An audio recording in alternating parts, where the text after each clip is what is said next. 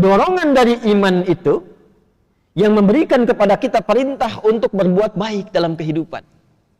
Mata diminta melihat yang baik, telinga mendengar yang baik, mulut berkata yang baik. Itu ada nanti ayatnya di Quran. Makanya ngajinya yang total. Misal mata nih, Quran surah 24, surah Cahaya An-Nur, ayat 30 untuk laki-laki, ayat 31 untuk perempuan. Kalau imannya dilatih dengan kuat, nanti iman itu punya transmisi gelombang. Masuk lewat fisik, kita dibimbing fisik untuk melihat. Masuk ke mata melihat. Qul lil mu'minina. Sampaikan, katakan Muhammad SAW kepada setiap insan beriman.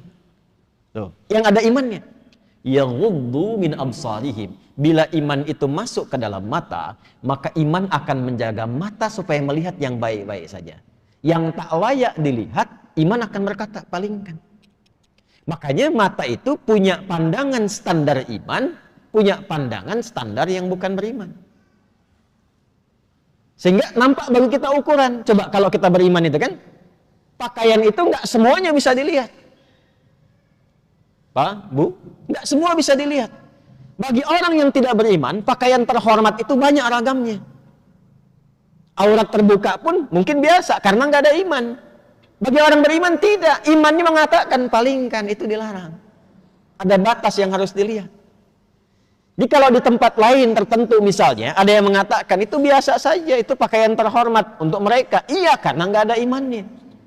Nah, bagi orang beriman itu standarnya apa? Standar iman. Itu yang menentukan hubungan kita dengan Allah. Makanya ada aturan dan ada hikmah di dalamnya. Coba kalau antum lihat tayangan-tayangan misalnya, lihat gambar di YouTube atau misalnya tayangan dan sebagainya, ada terbuka aurat. Iman itu pasti otomatis bekerja. Kalau imannya kuat, palingkan. Kadang dia istighfar, astagfirullah. Palingkan.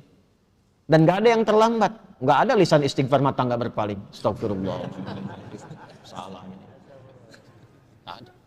Wasari'u ila maghfirah. Cepat dia istighfar. Demikian masuk ke lisan juga begitu. Itu imannya dulu sebelum lisannya. Ya, Quran surah 49 Al-Hujurat ayat 11 sampai 12.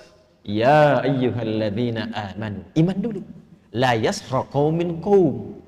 Lisan orang beriman itu tidak mudah mencela. Ini semakin tinggi imannya, semakin baik kosakatanya karena isi hatinya baik semua. Nah, kalau sudah menemukan yang baik itu susah mencari kosakata yang kotor. Al-Hasan cucu Nabi tahu? Radhiyallahu ta'ala anhu. Nggak tahu cucu Nabi. Kalau kenal mungkin nggak kenal, tapi nggak tahu itu nggak mungkin itu. Cucu Nabi.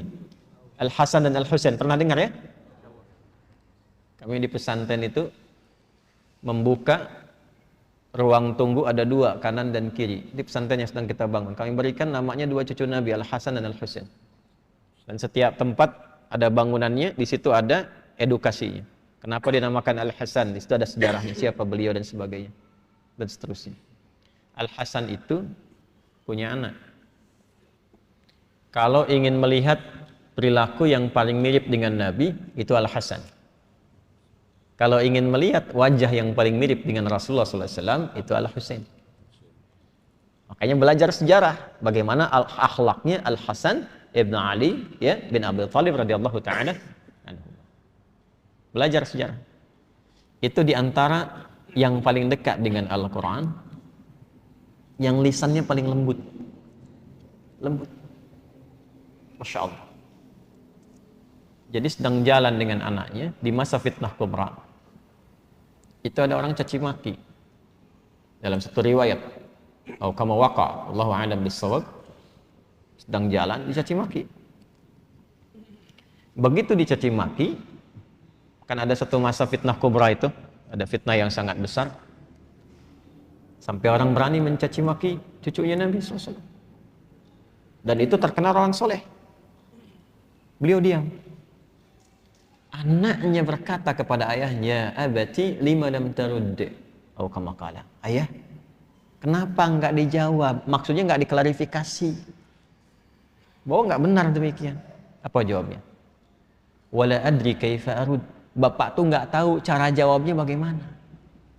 Sebab nyari kata-kata yang untuk membalas itu nggak menemukan dalam hatinya, dikhawatirkan takut menyakiti orang yang menyakitinya. Itu yang sering saya katakan, mencela yang sudah tercela itu buang-buang energi. Kalau sama-sama mencela ya sama-sama kotor kan. Nah, beliau itu mencari ke dalam hatinya sampai nggak menemukan kata-kata kotor atau sekedar untuk mengatakan saya tidak seperti yang Anda sampaikan. Karena khawatir kalimat itu justru menyakiti orang yang sedang menyakitinya. Itu Al-Hasan.